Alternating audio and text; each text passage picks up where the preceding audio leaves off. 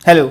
तो ठीक है बेटा, आज का हमारा चैप्टर है कैपेसिटर्स। ठीक है, सबसे पहला क्वेश्चन आपके सामने दिख रहा है आपको इन द सर्किट डायग्राम। आपको एक सर्किट दिया हुआ है जिसमें दो कैपेसिटर्स, दो बैटरीज हैं और आपको हर एक कैपेसिटर के अक्रॉस कितना वोल्टेज डिफरेंस है ये कैलकुलेट करना है। देखो, इसको करने के तरीके बहुत सारे हैं। क्या क्या तरीके रहेंगे? अगर आप इसमें इस पॉइंट पर कोई पोटेंशियल मान लोगे जीरो, तो ऑब्वियस ही बात है इस पर 12 किलो वोल्ट हो जाएगा। ये सॉल्व करने का तरीका बेसिकली सभी को पता होना चाहिए। और अगर मान लो मैंने यहाँ पर कुछ मान लिया, देखो अब आप यहाँ पे कुछ भी नहीं मान सकते, एक जगह पे आपको कुछ मानना पड़ेगा। मैं मान लेता हूँ कि यहाँ पर पोटेंशियल V1 है, तो यहाँ पर कितना हो जाएगा V1 प्लस 13 किलो वोल्ट। ये V1 एक वैल्यू मान ली मैंने, V1 की जगह आप x भी मान सकते हो, कोई भी वैल्यू मान लो, x मान लिया आपने, तो ये कितना हो जाएगा x प्लस 13 किलो वोल्ट।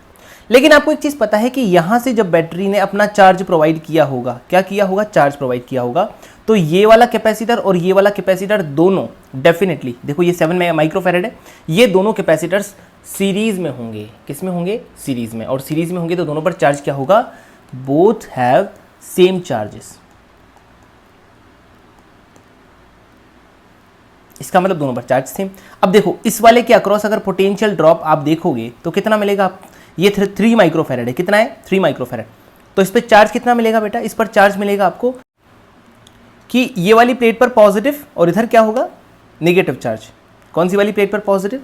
इस पर पॉजिटिव, इस पर नेगेटिव चार्ज होगा। उसी तरह से इस पर पॉजिटिव, इस पर नेगेटिव चार्ज होगा, इस तरह से। तो आप देखोगे बड़ी वाली जो आपका वैल्यू है वो 12 है। क्या है बड़ा वैल्यू? 12। ठीक है, और बड़ा वैल्यू अगर 12 है तो आप डेफिनेटली क्या बोल सकते हो? आप ये बोल सकते हो कि 12 माइनस एक्स, ये पोटेंशियल डिफरेंस हो गया। इस पोटेंशियल डिफरेंस को अगर आप C से मल्टीप्लाई कर दोगे, किससे मल्टीप्लाई कर दोगे? C से, तो वो किसके बराबर आ जाएगा? आपका Q के बराबर आ जाएगा। बात समझ में आ गई? अब देखो एक बार दोबारा से देख लेते हैं हमने कैसे किया। आप लोगों को ये पता है कि अगर इधर से बैटरी ने चार्ज फ्लो करवाया होगा, ठीक है, और ये ऐसी है बैटरी और इधर से आपका कैपेसिटर कुछ ऐसा है, तो यहाँ पे कितना है? 7 माइक्रोफैरेड है और यहाँ पर है 3 माइक्रोफैरेड, यहाँ पर है 12 किलो वोल्ट, यहाँ पर है 13 किलो वोल्ट। अगर इधर से चार्ज फ्लो करवाया होगा तो ये प्लस है, ये माइनस है, ऑब्वियस ही बात है, और ये प्लस और ये माइनस, यानी कि ये वाला हाई पोटेंशियल, ये वाला लो पोटेंशियल। तो यहाँ 12 था, यहाँ x था, यहाँ x प्लस 13 था और यहाँ पे 0 था। तो ऑब्वियस ही बात है कि ये हाई पोटेंशियल और ये लो पोटेंशियल हो गया। तो अपन ने क्या लिखा? इस कैपेसिटर के चार्ज के लिए Q बराबर C भी लिखते हैं। Q बराबर क्या आ जाएगा बेटा? Q बराबर आ जाएगा C। C कितना है? 3 इंटू V कितना है? 12 माइनस एक्स।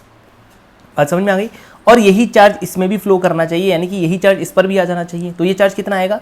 x प्लस 13, क्योंकि इन दोनों के बीच में डिफरेंस अगर आप देखोगे तो x प्लस 13 का डिफरेंस आ रहा है, माइनस वाला 0 हो गया, इंटू मल्टीप्लाई करो 7 से। अब इसको सॉल्व करते हैं, तो 3 को 12 माइनस एक्स से मल्टीप्लाई किया तो कितना आया?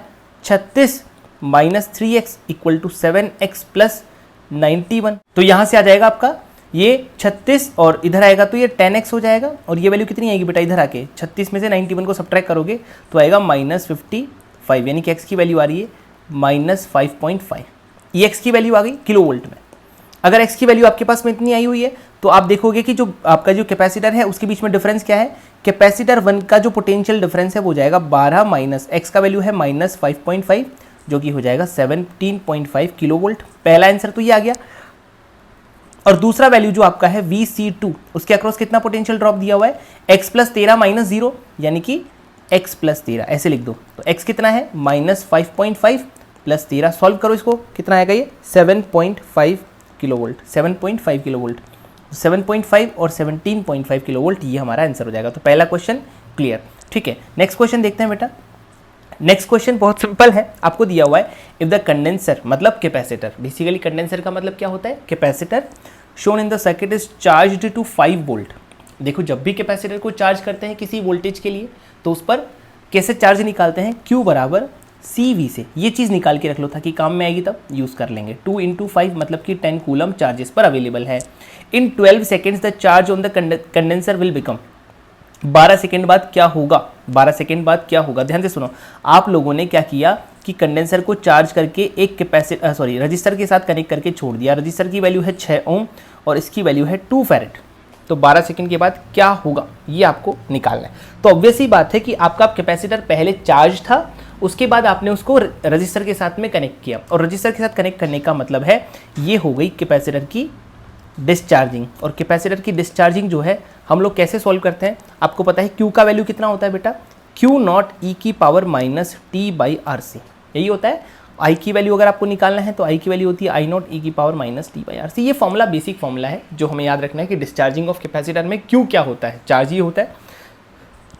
अगर यहाँ पे आपको दिक्कत आती है तो आप थोड़ा वो टी का वैल्यू रख के चेक कर सकते हो, बट ये फॉर्मूला आपको याद होना चाहिए। इससे आप सीधा सीधा क्या बोलोगे, क्यू बराबर, ठीक है, आपको चार्ज चाहिए आफ्टर 12 सेकेंड्स, यानी कि टी का वैल्यू 12 रख के आपको चार्ज चाहिए। क्यू नॉट कितना है, क्यू नॉट मतलब इनिशियल चार्ज, और इनिशियल चार्ज कितना है 10 कूलम, पहले कितना था 10, तो 10 कूलम इंटू ई पावर माइनस टी कितना रखना है आपको 12 अपॉन आर कितना रखना है बेटा 6 ओम, और सी का वैल्यू कितना है 2 ओम, तो 6 दूनी 12 से 12 कट गया, तो ये कितना आ जाएगा 10 इंटू ई पावर माइनस 1, ये आ जाएगा चार्ज का वैल्यू जो कि कितना हो गया 10 बाई ई, यानी कि 10 बाई ई कूलम, ये आ जाएगा हमारा आंसर। क्या ये बात क्लियर होगी? ठीक है, आगे बढ़े। चलो नेक्स्ट क्वेश्चन है हमारा। नेक्स्ट क्वेश्चन दिया हुआ है, in the figure shown the capacity of condenser is 2 microfarad, मतलब कैपेसिटर जो है उसका वैल्यू है 2 microfarad, the current in 2 ohm resistor is in steady state. देखो ये बहुत इंपॉर्टेंट चीज़ है बेटा, स्टेडी स्टेट को समझना बहुत इंपॉर्टेंट है। स्टेडी स्टेट क्या होती है? स्टेडी स्टेट वो स्टेट होती है, ध्यान से सुनो, स्टेडी स्टेट का मतलब है when current through capacitor becomes zero, मतलब कैपेसिटर से कोई करंट फ्लो नहीं करेगा। देखो अब अगर करंट नहीं फ्लो करेगा कैपेसिटर से तो इसका मतलब ये होगा कि इस वाली ब्रांच से कोई करंट नहीं जाएगा। करंट नहीं जाएगा ना, तो जब करंट कैपेसिटर से नहीं जाएगा तो रजिस्टर से भी नहीं जाएगा, यानी कि ये 4 ओम वाला रजिस्टर पूरी तरह से वेस्ट हो गया, क्योंकि जब किसी रजिस्टर से करंट नहीं जाता, ये चीज़ आप मेरी नोट कर लो, व्हेन करंट थ्रू रजिस्टर बराबर 0 देन रजिस्टर यूजलेस, क्या हो जाता है यूजलेस, तो रजिस्टर को बिल्कुल हटा दो, कोई दिक्कत नहीं, सिंपल हटा दो। अब आपको 2 ओम रजिस्टर में से करंट फाइंड करना है, तो 2 ओम रजिस्टर में से करंट कैसे फाइंड कर सकते हो? आपके पास सिंपली क्या दिया हुआ है एक, अच्छा ये 2 और 3 ओम जो दिया हुआ ना आपको, उसको ऐसे बना लो, और नीचे क्या दिया हुआ है एक बैटरी दी हुई है 6 वोल्ट की। अब आप बोलोगे सर इसका क्या मतलब निकला, फिर ये जो कैपेसिटर दिया हुआ है उसका मतलब जो है वो ऐसे हो सकता है कि बाद में आपसे ये पूछ सकते हैं कि कैपेसिटर के अक्रॉस पोटेंशियल डिफरेंस बताओ या कैपेसिटर में कितना चार्ज होगा ये बताओ, तो उसके लिए कैपेसिटर की ज़रूरत है, अदरवाइज इसकी कोई ज़रूरत यहाँ नहीं है, इस सवाल को सॉल्व करने में कोई ज़रूरत नहीं है। तो 6 वोल्ट यहाँ यूज़ किया हमने, और यहाँ पर हम यूज़ किए 2.8 ओम। अब देखो ध्यान से सुनना, आपके पास में ये एक सर्किट हो गया जिसमें आपको 2 ओम से करंट निकालना है, तो 2 ओम से करंट निकालने के लिए पहले 2 और 3 को पैरेलल में ऐड करो, वो कितना हो जाएगा 2.3 अपॉन 2 + 3 कितना हो गया ये 1.2 ओम, 6/5, यानी कि आपके पास में ये 1.2 ओम है और ये आपका 2.8 ओम है, और यहाँ पे आपकी 6 वोल्ट की बैटरी है, तो कितना हो गया बेटा जोड़ के ये हो गया 4 ओम, यानी कि आपका आई का वैल्यू जो आ गया वो आ गया 6/4, यानी कि 1.5 एम्पियर ये करंट आ गया। मतलब यहाँ से जो करंट फ्लो करेगा ना, यहाँ से इस सर्किट से वो करंट फ्लो आपको पता चल चुका है कितना करेगा, यहाँ पे आया 2.8, और यहाँ से जो करंट फ्लो करेगा वो आएगा 1.5 एम्पियर। तो अब इस 1.5 एम्पियर में से कुछ पार्ट ऊपर जाएगा, कुछ पार्ट नीचे जाएगा। आपको 2 ओम में से करंट निकालना है, और आपको ये करंट निकालना आसानी से आता है। क्यों आता है? क्योंकि अगर आप यहाँ पे करंट निकालोगे तो करंट कैसे डिवाइड होता है, डिस्ट्रीब्यूट होता है, आपको पता ही है। करंट डिस्ट्रीब्यूट होता है, करंट इन R1 बराबर I total into R2 upon R1 plus R2, ये पता होगा आपको कि वो इन्वर्स रेशियो में डिस्ट्रीब्यूट होता है। तो बेसिकली इस तरह से आप पूरे करंट को टोटल रजिस्टर में डिवाइड कर दो और फिर दूसरे रजिस्टेंस से मल्टीप्लाई कर दो। पैरेलल में आपको करंट को डिस्ट्रीब्यूट करना है, तो करंट का वैल्यू कितना आएगा I इंटू 2, मतलब I2, 2 ओम रजिस्टेंस में कितना करंट जाएगा, टोटल करंट आ रहा है 1.5 इंटू R2, मतलब सामने वाला रजिस्टेंस मल्टीप्लाई करना है, अपॉन दोनों को जोड़ दो 3/5, तो कितना आ जाएगा ये 0.9 एम्पियर। तो आंसर आ जाएगा हमारा 0.9 ampere, this is the answer. ठीक है, 0.9 एम्पियर। ठीक है, नेक्स्ट क्वेश्चन हमारा है जिसमें अपने को दिया हुआ है फॉलोइंग सर्किट में the resultant capacitance between A and B is 1 microfarad. ठीक है भाई, तो 1 माइक्रोफैरेड है ए और बी के बीच में रिजल्टेंट कैपेसिटेंस। तो सी की वैल्यू बताओ, सी कौन सा वाला, ये वाला, इसकी वैल्यू बतानी है। तो पहले थोड़ा बहुत इसको जल्दबाजी में नहीं करते हैं, आराम से करते हैं, ध्यान से सुनना। आपको दिख रहा होगा कि जो 6 और ये 12 है ना, ये दोनों सीरीज़ में है, 6 और 12 सीरीज़ में जब इक्विवेलेंट निकालते हैं तो क्या होता है C1 C2 upon C1 plus C2। Capacitor में रजिस्टर का उल्टा काम होता है सारा, सीरीज़ में यहाँ पर इस तरह से ऐड करते हैं। तो 6 और 12 का कितना हो गया 6 इंटू 12/6 + 12 जो कि हो गया आपका 4 माइक्रोफैरड। कितना हो गया? 4 माइक्रोफैरड। अब ये 4 हो गया तो 4 और 4 जो यहाँ पे आएगा ना हमारे पास में, ऐसा बनेगा 4 और 4। तो ये 4 और 4 जो है यहाँ वाला, ये वाला यहाँ से जो बनेगा प्लस यहाँ से आएगा, वो दोनों पैरेलल में हो जाएंगे। तो 4 और 4 पैरेलल में 8 हो जाएंगे, यानी कि 8 माइक्रोफैरड। तो ये इतना तो सॉल्व हो गया। अब आपका ये सर्किट जो है ना थोड़ा सा चेंज करो। कैसे चेंज करें? अच्छा, एक और चीज़ आपको, एक और चीज़ पता है कि ये जो 2 और 2 दिख रहा है ना, ये वाला 2 और ये 2, ये दोनों पैरेलल में हैं। तो इन दोनों को थोड़ा सॉल्व कर लो। जैसे ये ए पॉइंट हो गया, यहाँ से ये सी हो गया, यहाँ पर ये कितना हो गया बेटा? 8 हो गया। अब यहाँ पे इसको थोड़ा सा और सिंप्लीफाई कर लो, 2 और 2 का मिला के हो गया 4 माइक्रोफैरड, ठीक है। और यहाँ पे हो गया ये बी, ठीक है।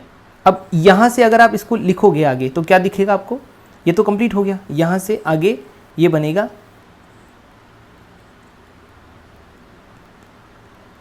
1 माइक्रोफैरड और ये बन जाएगा आपका, क्या बन जाएगा? ये 8 माइक्रोफैरड। बस हो गया। अब आपको इसको सॉल्व करना है। सॉल्व करने के लिए क्या करेंगे? हमें सी का वैल्यू पता करना है। तो सी का वैल्यू पता करने से पहले देखो 1 और 8 जो है वो वापस से सीरीज में आ गए। तो क्या हो जाएगा? 1 इंटू 8/8 + 1 दैट इज 8/9, यानी कि 8/9 इनका हो गया। अच्छा, ये 8 और 4 जो है ना वो वापस से किस में हो गए? सीरीज में। इन दोनों को भी सीरीज में ऐड कर लो। 8 इंटू 4/8 + 4 ये कितना हो जाएगा? 32/12, यानी कि 8/3 माइक्रोफैरड। अब देखो 8/3 और 8/9, यानी कि 8/3 और 8/9 ये दोनों किस में हो गए? पैरेलल में। दिख रहे हैं पैरेलल में? पैरेलल में हो गए तो दोनों को ऐड कर दो। पैरेलल में अगर ऐड कर तो कितना आ जाएगा? 32/9। सॉल्व करेंगे तो कितना आएगा? 9 24 और 8 32, यानी कि 32/9 माइक्रोफैरड। अब देखो ये पूरा का पूरा सॉल्व हो चुका है, ये वाला पूरा पैरेलल वगैरह हमने ऐड कर लिया। तो यहाँ से हमारे पास में ये डायग्राम जो है वो ऐसा बनेगा सी, और फिर फाइनली ये आपका बन चुका है 32/9 माइक्रोफैरड। और आगे हम लोग चल के इसको बी लिख देते हैं। यहाँ पर हमारा वैल्यू सी है। अब देखो सी और 32/9 जो है ना, ये दोनों आपके सीरीज़ में हो गए। सीरीज़ में हो गए तो आपको वापस से इसको कैसे सॉल्व करना है? C into 32/9 upon C plus 32/9 that is equal to, equivalent कितनी कैपेसिटेंस है इसकी? 1 माइक्रोफैरड। तो दैट इज इक्वल टू 1। और अगर ये इक्वल है तो आएगा 32C/9 equal to C plus 32/9। इधर ले लो तो ये आ जाएगा 32C/9 minus C equal to 32/9। इसको सॉल्व करेंगे तो 23C/9 इक्वल टू 32/9। 9 से 9 कट गया, सी का वैल्यू आ गया आपके पास में 32/23 माइक्रोफैरड। और यही आपका आंसर है 32/23, और वो आपका है डी ऑप्शन। आंसर आएगा 32/23 माइक्रोफैरड। तो इक्विवेलेंट कैपेसिटेंस निकालने का तरीका ये रहेगा। क्या ये बात क्लियर हो गई? चलो आगे बढ़ते हैं। नेक्स्ट क्वेश्चन आपका है जिसमें आपको दिया हुआ है कि R1 की वैल्यू है 1 ओम, R2 की वैल्यू 2 ओम, C1 C2 सब दिया हुआ है, ठीक है। Time constants for the circuits 1, 2 और 3 रेस्पेक्टिवली कितना होगा? टाइम कॉन्स्टेंट का वैल्यू आपको पता होगा, टॉ लिखते हैं हम टाइम कॉन्स्टेंट को, जिसकी वैल्यू होती है RC। सर्किट में चार्जिंग और डिस्चार्जिंग जब कैपेसिटर में होती है तो उसका जो टाइम कांस्टेंट है उसका वैल्यू RC होता है। ये एक अलग से एक पूरा कॉन्सेप्ट है जिसको आपको अच्छे से देखना है। टॉ का वैल्यू RC होता है, मतलब R equivalent into C equivalent होता है। अब देखो पहले वाले की अगर अपन बात करें तो फर्स्ट वाले केस में R1 और R2 जो दिख रहा है आपको, ये दोनों पैरेलल में है। R1 और R2 किस में है बेटा? पैरेलल में। और C1 C2 सीरीज में है। तो उसका वैल्यू कितना आएगा?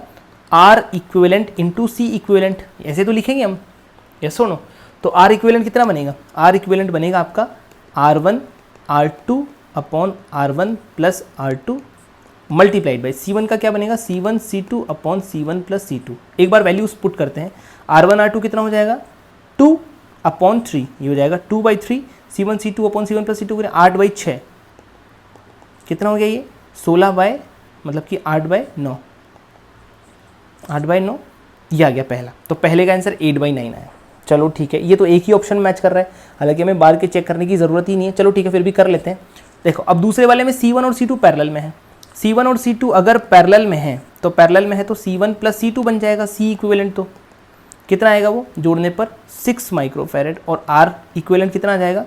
R इक्विवेलेंट आ जाएगा R1 प्लस R2, जोड़ के कितना आएगा? 3 ओम। मल्टीप्लाई करेंगे तो 3 इंटू 6 ये आएगा हमारा टॉ बराबर RC, और ये आएगा 18। तो यानी कि दूसरा आएगा 18। तो 8/9 और 18 दूसरा। अब थर्ड वाला है। थर्ड वाले में क्या है? R1 और R2 जो है वो आपके पैरेलल में है। तो case 3 R1 R2 upon R1 plus R2, ये हो गया R इक्विवेलेंट, कितना आ गया सॉल्व करने पर 2 इंटू 1/2 प्लस 1 यानी कि 2/3, और C1 C2 वापस पैरेलल में है तो पैरेलल में C1 प्लस C2 हो जाता है यानी कि 2 + 4 = 6। मल्टीप्लाई अगर आप करोगे तो टॉ का वैल्यू आ जाएगा 6 into 2/3 that is equal to 4, यानी कि लास्ट वाला वैल्यू आएगा 4।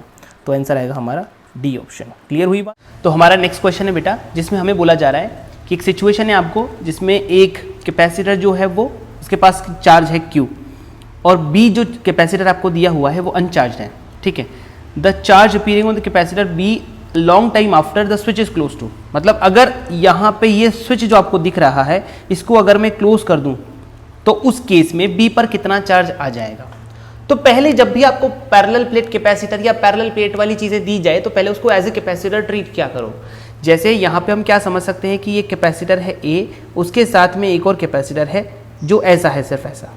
ठीक है, ऐसा, इससे आगे कुछ नहीं दिया हुआ। अब जैसे ही आपने स्विच को क्लोज किया तो ये स्विच क्लोज हो गया आपका। ये एक कैपेसिटर है, इस पे कितना चार्ज है Q, मतलब इधर प्लस इधर माइनस। अब आप सोचो कि अगर आपने कैपेसिटर की प्लेट्स को ऐसे जोड़ा हुआ है, जैसे ही आप इसको कनेक्ट करोगे तो यहां से चार्ज फ्लो हो जाएगा क्या?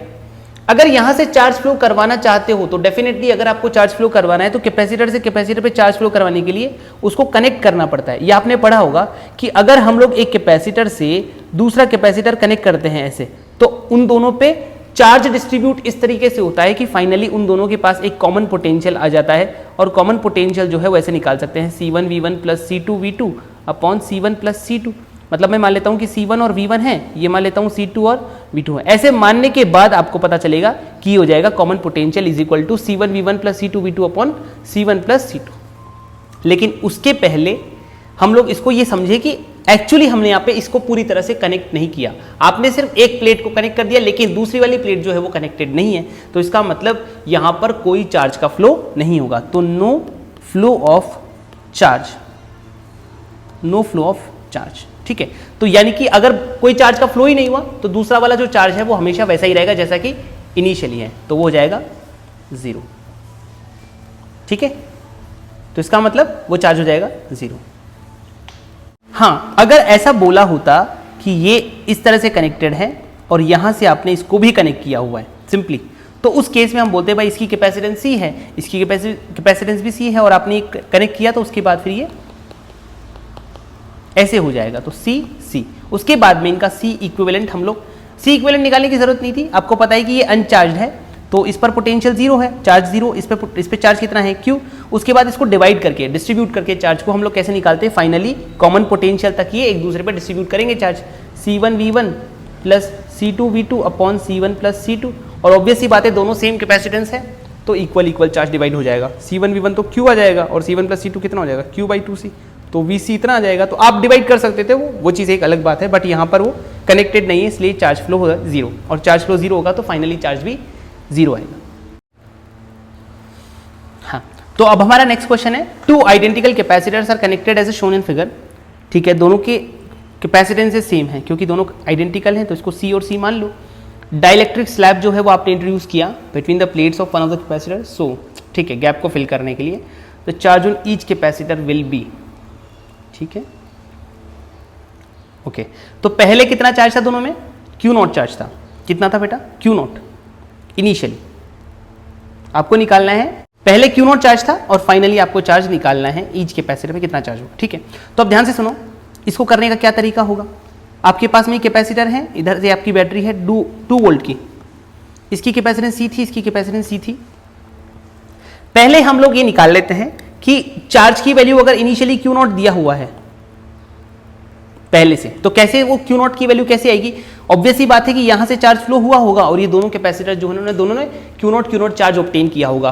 कैसे ऑब्टेन करेंगे, C और C जो कैपेसिटर्स आपके सामने हैं वो दोनों सीरीज में है। सीरीज में है तो दोनों का जुड़ के कितना हो जाएगा C/2, और ये कितना है बेटा, ये है आपका 2 वोल्ट। तो एक कैपेसिटर, इस पे चार्ज कितना आएगा, चार्ज की वैल्यू आएगी C/2 इंटू 2, मतलब कि C, मतलब एक तरह से आप सोच सकते हो कि Q0 जो चार्ज है, दो ऑब्वियस ही बात है दोनों पर सेम चार्ज आएंगे, इस पर जो चार्ज होगा वही इस पर चार्ज होगा, तो वो चार्ज हमने निकाल लिया, वो C के बराबर आ रहा है न्यूमेरिकल वैल्यू में। तो C का वैल्यू Q0 के बराबर है, मतलब जब भी C की वैल्यू यूज करनी होगी तो हम Q0 के बराबर रख सकते हैं वैल्यू वाइज।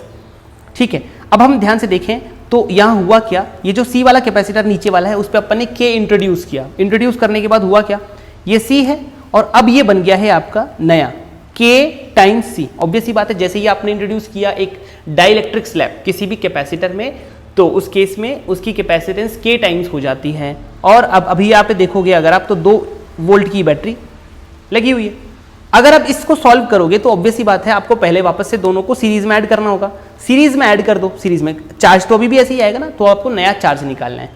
क्या निकालना है, charge on each capacitor will B, मतलब फाइनल चार्ज कितना होगा ये निकालना है। तो कैसे निकालोगे, ये आप निकालने के लिए क्या करो, सबसे पहले इन दोनों को सीरीज में जोड़ दो। सीरीज में जोड़ने के लिए KC इंटू सी अपॉन KC प्लस सी, तो ऊपर आ जाएगा KC और नीचे आ जाएगा K प्लस 1, सी कट जाएगा कॉमन आगे, KC अपॉन K प्लस 1। और अगर हमें मल्टीप्लाई करना है चार्ज के लिए, तो चार्ज क्या हो जाए, Q नेट कितना आएगा, दोनों को मिला दिया ना मैंने, एक बना दिया, मतलब फाइनली आपने एक कैपेसिटर मान लिया और इधर से 2 वोल्ट की बैटरी मान ली, और इधर हो गया आपका C जो भी है इक्विवेलेंट आ गया। तो आपका जो वैल्यू आएगा वो कितना आएगा, 2 into KC upon K plus 1। और इसी वैल्यू को हम लोग बोल सकते हैं कि यही चार्ज जो होगा वो दोनों कैपेसिटर्स पे होगा। तो ये चार्ज जो है वो कितना आएगा, 2KC अपॉन K प्लस 1। लेकिन यहाँ पर जो C है ना वो हमने खुद माना है, तो C को अपन को किस में कन्वर्ट करना पड़ेगा, in terms of Q not. तो यहाँ पर C को Q नॉट लिख दो, C को Q नॉट हमने लिखा था ऊपर स्मॉल Q नॉट, तो कितना हो जाएगा ये 2K Q not upon K plus 1। तो ये आंसर आ गया। इसको थोड़ा और सिंप्लीफाई करेंगे तो आएगा 2Q नॉट K से डिवाइड करके 1 plus 1 by K। So this is the answer, 2Q not upon 1 plus 1 by K, first option is the answer. ठीक है, इस तरह से हम सवाल कर सकते हैं। नेक्स्ट क्वेश्चन में हमें बोला है कि for the circuit shown in the figure the value of charge on इधर प्लेट इज, मतलब हर प्लेट पर चार्ज निकालना है, मतलब बेसिकली हमें चार्ज निकालना है। ठीक है भाई, तो कैसे सॉल्व किया जाए इसको सॉल्व करने के लिए अगर आपको थोड़ा बहुत आइडिया हो तो हम कैसे करते थे सॉल्व करने के लिए हमें ध्यान रखना है कि आपको अगर कुछ भी नहीं दिया है, कैपेसिटर और बैटरी जुड़ी हुई है और रजिस्टर भी दिया हुआ है ऐसे करके, तो डेफिनेटली क्या हुआ होगा, इनिशियली ये कैपेसिटर चार्ज हुआ होगा और आपको दिया हुआ है, तो इसका मतलब हमें कौन सी स्टेट माननी है, यहाँ पे स्टेडी स्टेट माननी है। मतलब कि कैपेसिटर में कोई करंट फ्लो नहीं कर रहा होगा। क्यों नहीं कर रहा होगा, क्योंकि करंट फ्लो करेगा तो उसमें चार्ज बार बार चेंज होता जाएगा, तो एक टाइम के बाद उसमें करंट जीरो हो जाएगा। करंट जीरो होने का मतलब अब चार्ज जो भी आ गया वही कांस्टेंट है, तो यानी कि उसमें से कोई करंट फ्लो नहीं कर रहा। और जब करंट फ्लो नहीं कर रहा तो इसका मतलब क्या हो गया, मैंने आपको बताया था ये कि जब करंट फ्लो नहीं करता ना तो रजिस्टर जो है वो पूरी तरह से व्यर्थ हो जाता है, वेस्ट हो जाता है, उसका कोई मतलब नहीं रहता। मतलब आप सिंपली क्या समझ लो, यहाँ पर एक कैपेसिटर जुड़ा हुआ है, कैपेसिटर, ठीक है, और यहाँ पर एक रजिस्टर है जिसकी वैल्यू है R1, नीचे आपके पास में एक E और ये स्मॉल r दोनों जुड़े हुए हैं, ये आपका C हो गया। अब आप सिर्फ इतना काम कर लो, क्योंकि रजिस्टर के अक्रॉस कोई पोटेंशियल ड्रॉप होगा नहीं, क्योंकि उसमें करंट फ्लो नहीं कर रहा था ना R2 में, इसलिए मैंने उसको हटा दिया। अब आप एक सिंपल सा एक काम कर लो, यहाँ से बहने वाला करंट निकाल लो और उस करंट के करस्पॉन्डिंग यहाँ से पोटेंशियल ड्रॉप निकाल लो। पोटेंशियल ड्रॉप को अगर आप C से मल्टीप्लाई कर दोगे तो आपको चार्ज मिल जाएगा। अब वो पोटेंशियल ड्रॉप कैसे निकाला जाए, तो आपको पता है कि करंट केवल नीचे वाले सर्किट में फ्लो करेगा, इसमें कोई करंट नहीं होगा ऊपर वाले सर्किट में।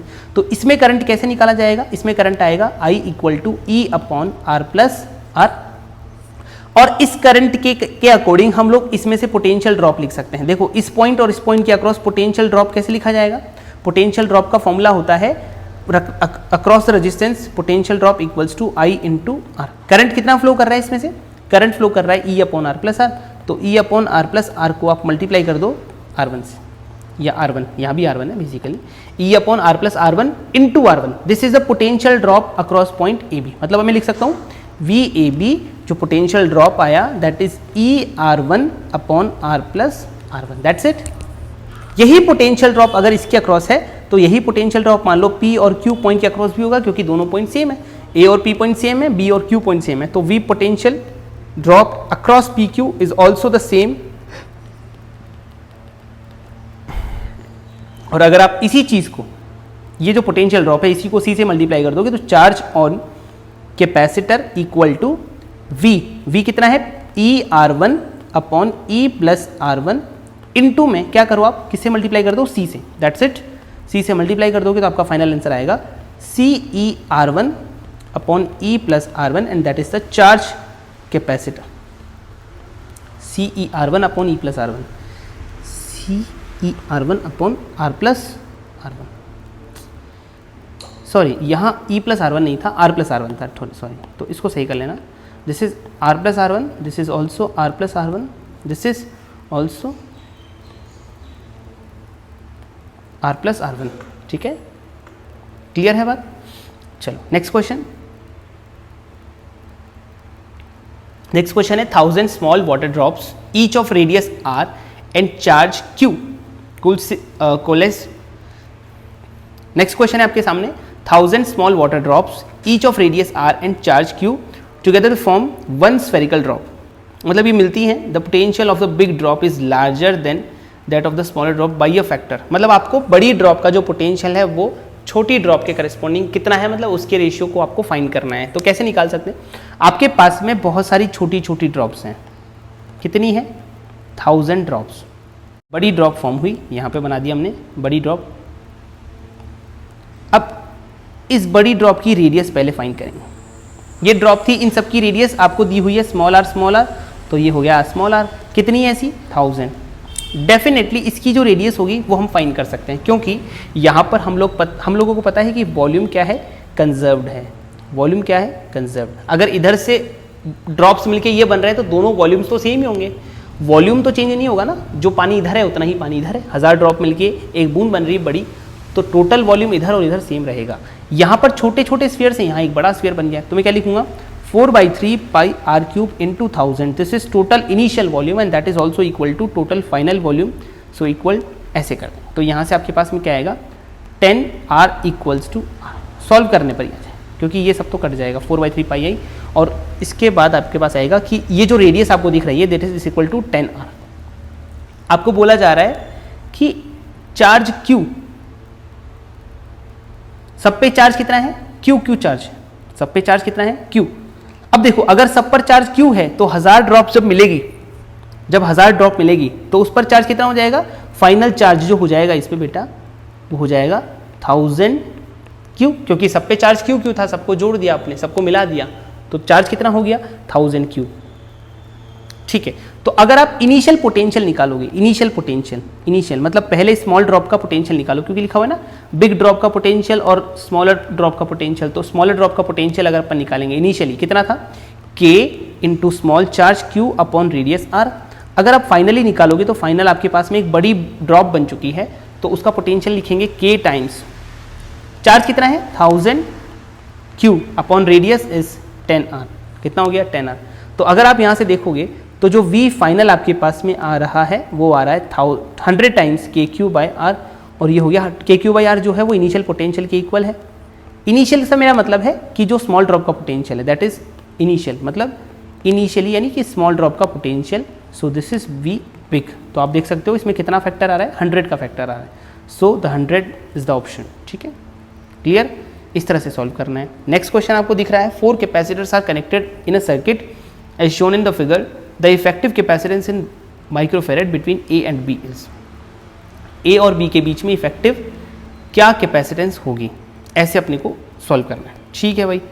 A और B के बीच में इफेक्टिव कैपेसिटेंस निकालने के लिए क्या करना चाहिए, ठीक है। देखो इसको करने के लिए क्या सोचें अपन, सबसे पहली बात जब भी आपको एक इफेक्टिव कैपेसिटेंस करने के लिए बोला जाए कि कैसे सॉल्व करना है, तो उस केस में हमें हमेशा क्या ध्यान रखना चाहिए, एक बढ़िया तरीका जो कि करंट में भी आपके काम आएगा, वो तरीका क्या है, आपको बैटरी एक कनेक्ट कर देनी चाहिए। क्या कनेक्ट कर देनी चाहिए, बैटरी, उससे बहुत ज़्यादा आसान हो जाएगा आपका सवाल। यहाँ पर कैपेसिटर नहीं है तो यहाँ पर एज इट इज रखा दिया। यहाँ पर आपने क्या किया, जो टर्मिनल्स आपको दिए हुए हैं A और B उसके अक्रॉस एक बैटरी कनेक्ट कर दो, उससे क्या थोड़ा सा फील आ जाता है। मान लेता हूँ कि बैटरी कोई भी बैटरी हो सकती है V पोटेंशियल की, कोई प्रॉब्लम नहीं। अब देखो अगर अपन यहाँ पे थोड़ा बहुत समझें तो इसको 0 मान लें एक पोटेंशियल को, ताकि उससे क्या थोड़ा आसान हो जाता है। तो इस तरफ का पोटेंशियल कितना है 0, इस तरफ का पोटेंशियल अपने आप क्या हो गया V। अगर ये पोटेंशियल V हो गया तो ये भी कितना हो गया V। ये पोटेंशियल हमें नहीं पता, पर ये पता है कि ये पोटेंशियल भी कितना है V, है कि नहीं। ये पोटेंशियल हमें नहीं पता तो इसको मैंने मान लिया V1। या ऐसे भी कर सकते हो, पॉइंट्स मार्क करके आप इसको सॉल्व कर लो, पॉइंट्स मार्क करके सॉल्व करोगे तो भी बहुत आसान हो जाएगा।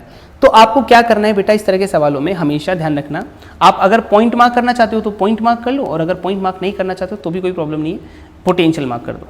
तो जैसे आपको अच्छा लगे वैसे आप कर सकते हो। यहाँ पर आपको 3 तरह के पोटेंशियल्स दिख रहे हैं। कौन कौन से? एक तो V दिख रहा है ये वाला, एक V1 दिख रहा है और एक 0 दिख रहा है। तो आप क्या करो, तीनों को मार्क कर दो। यहाँ पर मैं मार्क कर देता हूँ V, यहाँ पर मैं मार्क कर देता हूँ V1 और यहाँ मार्क कर देता हूँ 0। मैंने थोड़ा ऐसे ऊपर नीचे इसलिए बनाया ताकि आपस में कनेक्शन किसी से भी किसी का किया जा सके। अब देखो V और V1 के बीच में कौन सा कैपेसिटर जुड़ा हुआ है? 2 माइक्रोफैरेड। तो ये जोड़ दिया मैंने 2 माइक्रोफैरेड। पहला सबसे पहले ये वाला कैपेसिटर मैंने कनेक्ट कर दिया। फिर हम देखेंगे V1 और V के बीच में ये वापस से कनेक्टेड है कि नहीं? V1 और V के बीच में वापस से यही वाला कैपेसिटर कनेक्टेड है, ये सुनो। तो इसको ऐसे जोड़ दो, कितना हो गया ये? 2 माइक्रोफैरेड। अभी देखो V1 और 0 के बीच में 12 माइक्रोफैरेड कनेक्टेड है, तो ये जोड़ दिया। फिर अगर मैं देखूं तो V और 0 के बीच में भी ये कनेक्टेड है, तो ये ऐसे जोड़ दिया। कितना है ये? 2 माइक्रोफैरेड। और आपको V और 0 के बीच में ही तो निकालना था। देखो ये V और 0 जो आपने माना है ना, बेसिकली यही तो आपका A पॉइंट था और यही आपका B पॉइंट है। तो बेसिकली यही क्या हो गया आपका B पॉइंट और यही हो गया A पॉइंट। मतलब आपको ऐसी कैपेसिटेंस निकालनी है। तो ये कैपेसिटेंस निकालना बहुत आसान है। कैसे?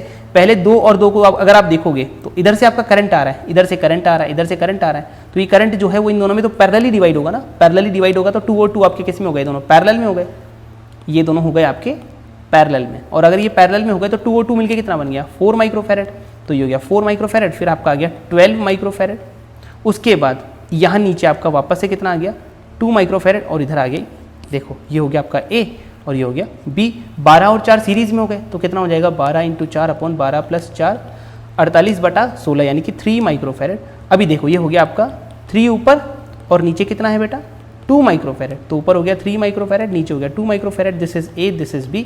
3 और 2 सीरीज पैरेलल में है तो 3 + 2 यानी कि आंसर आ जाएगा 5 माइक्रोफैरेड।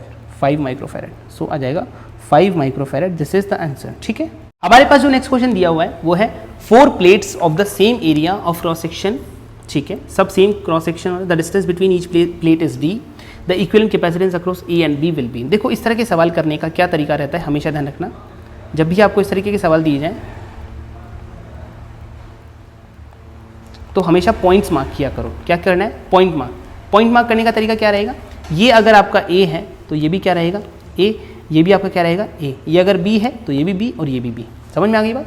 तो आप देखोगे सबसे पहली बात कि हर एक के बीच में डिस्टेंस कितनी है? D। ये भी डिस्टेंस है D और ये भी डिस्टेंस है D। और अगर ये ऐसे दी हुई है तो आपके सामने कितने कैपेसिटर तैयार है? 3 कैपेसिटर तैयार है। कितने कैपेसिटर तैयार है? 3 कैपेसिटर तैयार हैं। तीनों के बीच में डिस्टेंसेस भी सेम है। तो आप क्या कर सकते हो? सिंपली यहाँ पर ऐसे लिख सकते हो कि यहाँ पर A पॉइंट लिख दो, यहाँ पे B पॉइंट लिख दो। कोई और पॉइंट मानने की जरूरत है ही नहीं।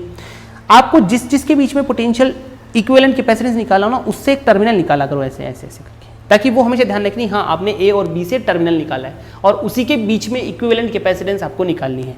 अगर मैं A और B के बीच में इक्विवेलेंट कैपेसिटेंस की बात करूंगा तो सबसे पहले ये जो कैपेसिटर आपको दिख रहा है ना, इस कैपेसिटर को बनाओ। तो A और B के बीच में एक कैपेसिटर ये हुआ, फिर उसके बाद B और A के बीच में एक और कैपेसिटर है, और फिर उसके बाद A और B के बीच में एक और कैपेसिटर है, यानी कि 3 कैपेसिटर दिए हुए हैं। ऑब्वियस ही बात है कि तीनों के एरियाज डिस्टेंसेस सब सेम है, तो तीनों का जो कैपेसिटेंस होगा वो CCC होगा, यानी कि C को मैं ऐसे लिख सकता हूँ A∈0/D, जो बाद में यूज़ कर लेंगे। और ऑब्वियस ही बात है A और B के बीच में इक्विवेलेंट कैपेसिटेंस निकालनी है, तो वो हो जाएगा C equivalent equal to 3C, यानी कि 3 times A∈0/D। सो ये आंसर आ जाएगा 3 times A∈0/D। So B option is the correct answer. ठीक है, नेक्स्ट क्वेश्चन है आपके सामने।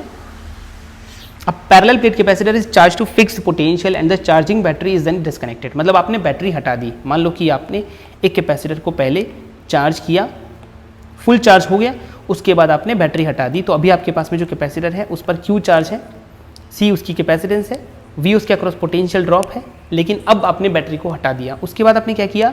The plates of the capacitors are moved further apart then. देखो ये बहुत अच्छा सवाल है। अगर आपने इसको मूव किया फर्दर अपार्ट तो क्या क्या हो सकता है? ध्यान से सुनो। आपके पास में चेंज होने वाली चीज़ें या फिर जो भी क्वांटिटीज अवेलेबल है फॉर अ कैपेसिटर, क्या क्या हो सकती हैं? Q, C और V। जो चीज़ आपकी कांस्टेंट रहने वाली है उसको आप कांस्टेंट रख लो, क्योंकि वही आपकी बहुत ज़रूरत वाली चीज़ है। पहली बात ये कि जब आप इसको सॉल्व करने बैठोगे तो आप क्या बोलोगे कि जैसे ही बैटरी हटाई, व्हेन बैटरी इज डिस्कनेक्टेड, तो बैटरी हटाने का मतलब सबसे पहले आपके दिमाग में आना चाहिए कि no charge flowing, no charge flow. Battery हटा दी ना, अब चार्ज सप्लाई करने वाला सोर्स गया, चार्ज सप्लाई बंद, या सुनो बैटरी हटा दी मतलब क्या है, चार्ज सप्लाई क्या हो गई, बंद। और चार्ज सप्लाई अगर बंद हो गई तो समझ लो कि अब इसमें से कोई चार्ज फ्लो, इस पर कोई चार्ज फ्लो नहीं करेगा, मतलब Q का वैल्यू जो है वो कांस्टेंट है, Q का वैल्यू चेंज नहीं होगा। ठीक है भाई, तो क्या क्या चेंज हो सकता है, C और V।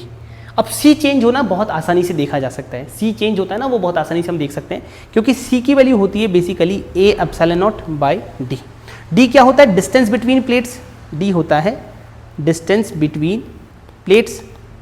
अगर आप इन प्लेट्स को फर्दर अपार्ट लेके जा रहे हो, यानी कि आप दूर दूर कर रहे हो, यानी कि D बढ़ रहा है, अगर D बढ़ रहा है तो कैपेसिटेंस डिक्रीज करेगा, क्योंकि D नीचे आ रहा है ना, तो अगर डिस्टेंस बढ़ेगी तो C डिक्रीज करेगा। अब आपके सामने एक बहुत अच्छा फॉर्मूला है, क्या फॉर्मूला है, Q इक्वल टू CV। क्या फॉर्मूला है, Q इक्वल टू CV। आपको ये भी पता है कि Q चेंज नहीं होगा, तो ये है कांस्टेंट, नो चेंज, यानी कि इसको लिख सकते हैं कांस्टेंट। तो अगर C और V की बात करें तो C यहाँ पर हो रहा है डिक्रीज, तो ऑब्वियस ही बात है V को होना पड़ेगा इंक्रीज, क्योंकि दोनों का मल्टीप्लिकेशन कांस्टेंट है। तो अगर एक चीज डिक्रीज होगी तो दूसरी इंक्रीज हो जाएगी, तो C यहाँ अगर डिक्रीज हो रहा है तो V क्या होगा, इंक्रीज। तो इसका मतलब क्या समझ में आना है कि पोटेंशियल इंक्रीज होगा। तो charge on the capacitor increases, गलत बात है। The voltage across the capacitor increases, सही बात है। The energy stored in the capacitor decreases, the capacitance increases, तो कैपेसिटर डिक्रीज होगा, तो ये भी गलत बात है। अब थर्ड वाला ऑप्शन एक बार चेक कर लेते हैं अपन। थर्ड वाला ऑप्शन बोल रहा है कि एनर्जी स्टोर्ड इज डिक्रीजिंग, तो एनर्जी क्या होती है आपको पता है कि हम लोग यहाँ यूज कर सकते हैं Q²/2C। अब Q तो कांस्टेंट है, एनर्जी का फॉर्मूला तो Q²/2C होता है ना, और आपको पता है कि ये कांस्टेंट है, तो C की बात करते हैं। C के बारे में, C अगर डिक्रीज कर रहा है तो एनर्जी को इंक्रीज होना चाहिए, क्योंकि C डिक्रीज कर रहा है तो एनर्जी इंक्रीज होना चाहिए। तो थर्ड ऑप्शन भी हमारा गलत हो गया। हालांकि एक ही ऑप्शन सही था इसका, लेकिन फिर भी हम लोग सब ऑप्शन चेक कर रहे हैं, ठीक है, इस तरह से हमें सॉल्व करना है। नेक्स्ट क्वेश्चन आपके सामने है, an infinite number of identical capacitors each of capacitance 1 millifarad are connected as shown in the figure, then the equivalent capacitance between A and B is. ठीक है, तो ये सवाल बहुत ज़्यादा ही इजी है। इस सवाल में थोड़ा सा बेसिक मैथमेटिक्स का यूज़ करना है। अगर ये C है, ये C है, ये C है, तो आप क्या बोलोगे, C और C का दोनों मिलके क्या बन जाएंगे, C/2। तो पहला C बन गया, दूसरा C/2 बन गया, तीसरा आपका C/4 बन गया, क्योंकि 4 कैपेसिटर हैं, तो आप जब चारों को लिखोगे तो 1/C + 1/C, मतलब थर्ड वाला जो लाइन है ना उसको कैसे लिखा मैंने, 1/C + 1/C + 1/C + 1/C equal to 1/C equivalent. Solve करने पर ही आ जाएगा 1/C equivalent is equal to 4/C, यानी कि C equivalent is equal to C/4, बस। तो इसका मतलब C/4, अगला क्या हो जाएगा C/8, फिर अगला क्या हो जाएगा C/16, और ऐसा करके ये इन्फिनिटी तक चलेंगे। अब इसको आप देखोगे कि सारे के सारे कैपेसिटर आपके किस में आ चुके हैं बेटा, पैरेलल में, और अगर ये पैरेलल में आ चुके हैं तो इसका वैल्यू फाइनली निकालना बहुत ईजी है। इन्फिनिटी तक जा रही है सीरीज, तो इसका मतलब पैरेलल में हम कैसे जोड़ते हैं, C इक्विवेलेंट का वैल्यू जो आएगा वो आएगा C + C/2 + C/4 + C/8 + C/16, ऐसे चलता जाएगा। तो यहाँ से अगर हम C कॉमन ले लेंगे तो ये आएगा 1 + 1/2 + 1/4, और ऐसे कंटिन्यूसली इन्फिनिटी तक चलेगा। तो अगर मैं C कॉमन ले लूँगा तो यहाँ क्या आएगा, ये एक इनफाइनाइट GP वाली सीरीज है जिसका फॉर्मूला होता है, आपको पता होगा, A/1 - R is the sum of infinite GP। A क्या होता है, फर्स्ट टर्म क्या है यहाँ 1/1 - R क्या होता है, कॉमन रेशियो। कॉमन रेशियो आप देख सकते हो कि हर एक चीज़, आने वाली चीज़ हाफ से मल्टीप्लाई हो रही है, यानी कि यहाँ पर कॉमन रेशियो हो जाएगा हाफ। समझ में आ गई बात, तो ये हो जाएगा आपका फाइनल आंसर। तो कितना हो गया ये, हाफ का मतलब हाफ से ये हो गया 2C, और ये हो जाएगा आपका C इक्विवेलेंट। आपको क्या दिया हुआ है कि सबका कैपेसिटेंस 1 मिलीफैरेड है, मतलब C का वैल्यू 1 मिलीफैरेड दिया हुआ है, C बराबर है 1 मिलीफैरेड, तो आपका फाइनल C इक्विवेलेंट जो आएगा ना यहाँ से आएगा 2 millifarad. This is the answer. ठीक है, ऐसे सॉल्व करना है, एक बार देखना इसको, 2 मिलीफैरेड सही है। ठीक है, नेक्स्ट क्वेश्चन आपके सामने है, इसमें आपको दिया हुआ है adjoining figure 4 capacitors are shown, okay, respective capacity सब कुछ दिया हुआ है। पोटेंशियल ड्रॉप आपने अप्लाई किया, the charge and the potential difference across the 4 microfarad capacitor will B. तो ये तो बहुत ही ज़्यादा इजी सवाल है। कैसे इजी सवाल है बेटा, ध्यान से सुनो, 4 और 4 माइक्रोफैरेड, अगर आप दोनों को ध्यान से देखोगे तो 4 और 4 माइक्रोफैरेड मिलके क्या बन जाएंगे, सीरीज में, सॉरी पैरेलल में। ऐसे अगर चार्ज का फ्लो करवाओगे ना तो दोनों क्या बन जाएंगे, पैरेलल में। 4 और 4 8, ऊपर कितना है 20, इधर कितना बन जाएगा 8, और इधर कितना आ जाएगा, इधर आ जाएगा 12, और इधर आ जाएगा ये 300 वोल्ट। ठीक है, तो 20, 8 और 12 तीनों किस में हो गए? सीरीज में। पहले एक बार टोटल चार्ज निकाल लो, उससे बहुत आसान हो जाता है सवाल। 20 और 8 और 12 का कैसे करेंगे? 1/20 plus 1/8 plus 1/12 equal to 1/C equivalent. इसका जो एलसीएम आएगा वो आएगा 120। सिंपल, तो आ जाएगा 6 प्लस ये आ जाएगा 15 और ये आ जाएगा 10, 31/120।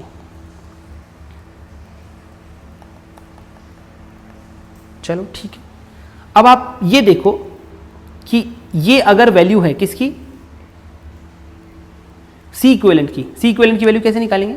सी इक्विवेलेंट की वैल्यू है 120/31, 120/31।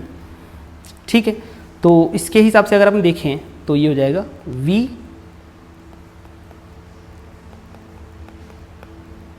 ये हो जाएगा 300 वोल्ट, तो Q आ जाएगा आपका 300 इंटू इतना।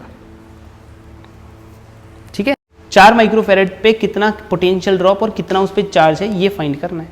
तो पहले चार्ज की वैल्यू आपने निकाल ली, तो हम लोग क्या करेंगे? पहले क्यू चार्ज निकालेंगे। क्यू चार्ज का वैल्यू कितना आएगा? क्यू चार्ज का वैल्यू आ रहा है 36,000/31। तो यहाँ से हमारे पास में आएगा क्यू का वैल्यू सॉल्व करने पर 1 और ये आएगा 1, फिर आएगा 116 और फिर आएगा 1, इतना ऑलमोस्ट माइक्रो कूलम, इतना आपके पास में आ गया चार्ज। ठीक है, 1161 माइक्रो कूलम चार्ज यहाँ से आपके पास में आ गया। ऑब्वियस ही बात है, आपको ये समझ में आता है कि ये जो 4 माइक्रोफैरड कैपेसिटर है और 4 माइक्रोफैरड कैपेसिटर है, आपका चार्ज जो है वो इधर से आएगा। ये जो चार्ज आएगा ये दोनों में इक्वल डिवाइड होगा, क्योंकि दोनों 4 माइक्रोफैरड के कैपेसिटर्स हैं। तो ऑब्वियसली दोनों में हम लोग क्या लिख सकते हैं यहाँ पे कि दोनों में इक्वल चार्ज डिवाइड होगा, इसलिए Q in 4 microfarad will be equal to 1161 divided by 2। So ये बनेगा आपका 580.5 माइक्रोकूलम, जो कि अप्रॉक्सीमेटली इक्वल है 580 माइक्रोकूलम, जो कि आपका ऑप्शन है कौन सा वाला? 4 वाला। तो एक्चुअली इसमें क्या थोड़ी सी गलती है, मिस्टेक ये थी कि जब सवाल कभी आया होगा किसी एग्जाम में तो उसमें ऑप्शन ए उन्होंने दिया था, तो वो ऑप्शन ए गलत है, तो ये काट देना, ऑप्शन ये डी वाला सही है। अच्छा, ये 140 वोल्ट कैसे आएगा? अगर आपको दिया हुआ है 580 माइक्रोकूलम, तो 580 माइक्रोकूलम जो है वो किसके बराबर है? 4 माइक्रोफैरड इनटू पोटेंशियल के बराबर है। पोटेंशियल ड्रॉप निकाले ना, तो बी का वैल्यू आएगा 145 volt. This is the potential drop across this capacitor. ठीक है, क्लियर? चलो नेक्स्ट क्वेश्चन है आपके सामने। इसमें आपको दिया हुआ है 2 आइडेंटिकल कैपेसिटर्स C1 C2, ठीक है, और A and B of key connected to charge capacitor C1 using battery. मतलब पहले C1 को चार्ज करने के लिए आपने बैटरी लगाई, ठीक है, उसके बाद डिस्कनेक्ट करके B और C को कनेक्ट किया आपने। Due to this what will be the percentage loss of energy. Okay, अब आपको ये समझना है कि जब भी आपको लॉस निकालना हो, कभी भी लॉस निकालना हो, तो लॉस का मतलब होता है initial minus final. Basic loss initial minus final, initial minus final. ठीक है, तो आप पहली एनर्जी निकाल लो, इनिशियल एनर्जी निकाल लो, इनिशियल एनर्जी। तो आप देखोगे कि इनिशियल एनर्जी कैसे निकालेंगे? इनिशियल जैसे ही आपने चार्ज किया तो इनिशियल एनर्जी, मैं इनिशियल एनर्जी लिख रहा हूँ हाफ C1V², ये एनर्जी आ जाएगी कैपेसिटर के पास। बात समझ में आ गई?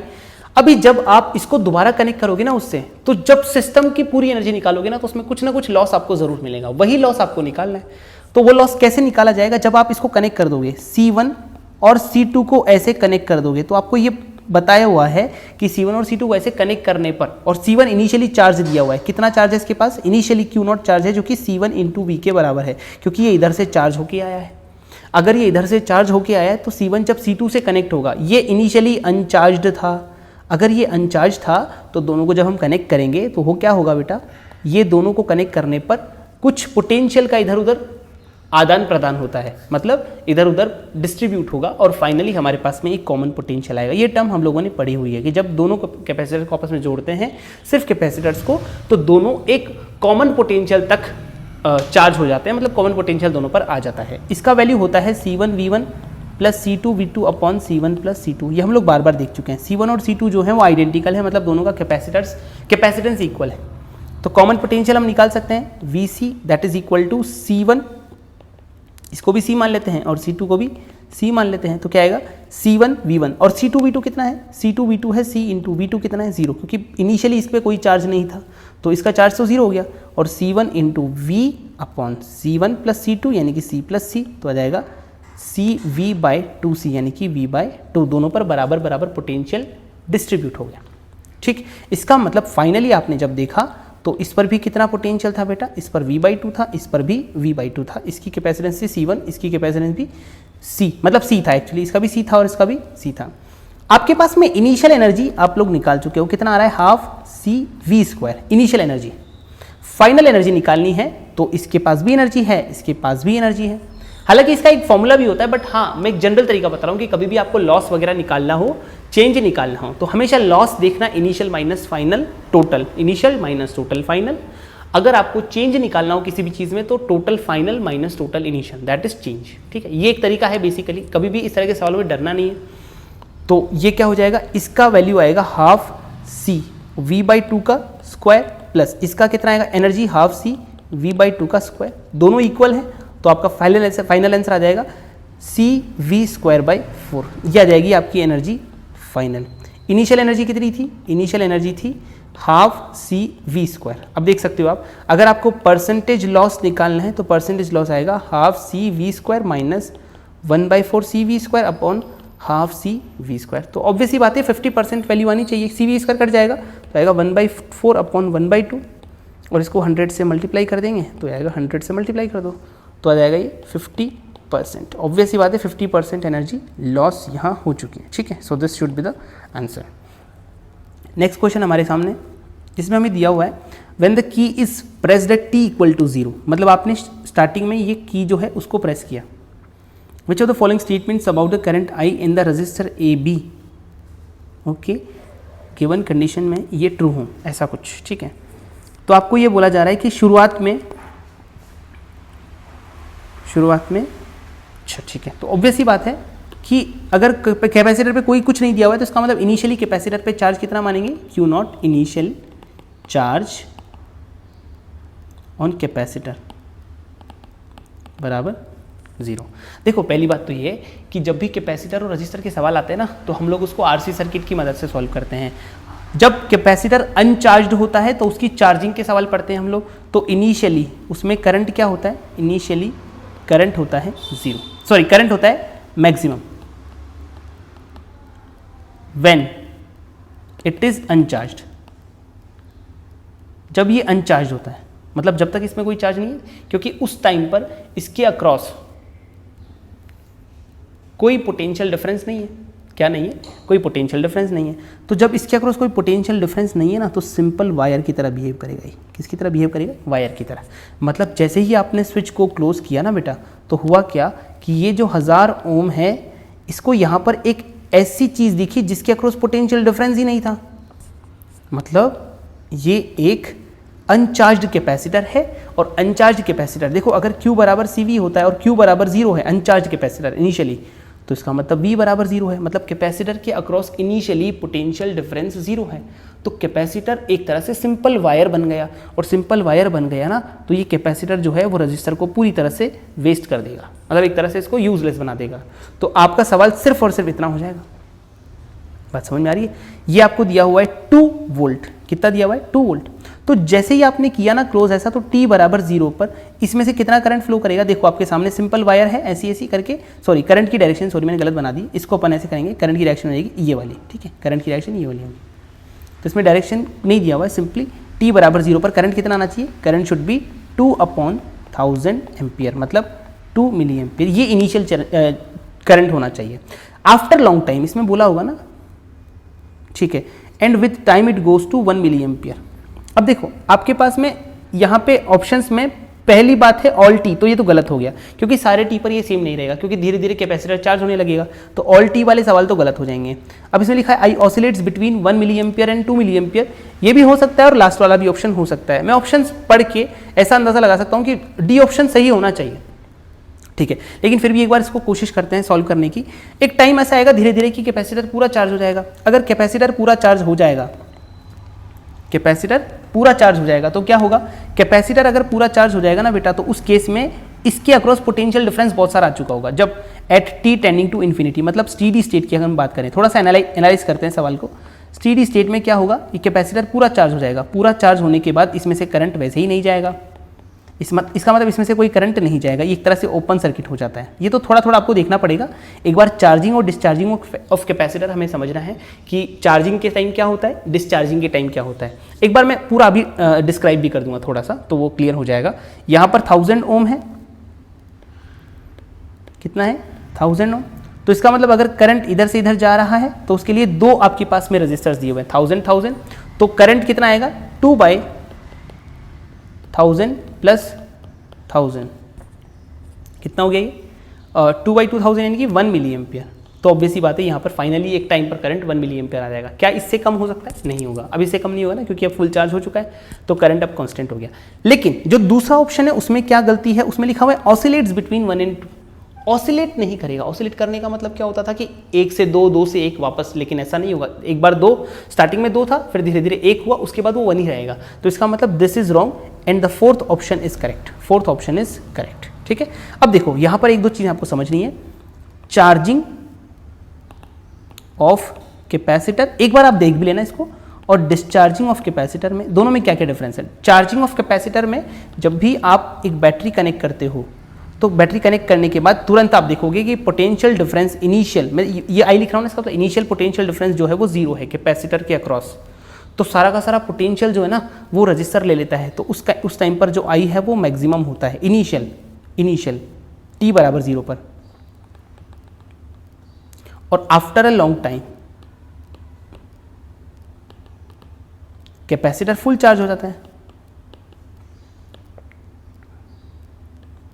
उस टाइम पर करंट 0 हो जाता है, क्योंकि अगर चार्ज हो चुका है तो इसका मतलब अब और करंट फ्लो की ज़रूरत नहीं है, क्योंकि अब उस पर और कोई करंट जाएगा नहीं, चार्ज हो जाएगा नहीं। तो इसका मतलब कैपेसिटर फुल चार्ज पे I0, मतलब स्टीडी स्टेट उसको बोलते हैं। ठीक है, ये हो गया आपका एक चीज़ है ना, जब चार्जिंग हो।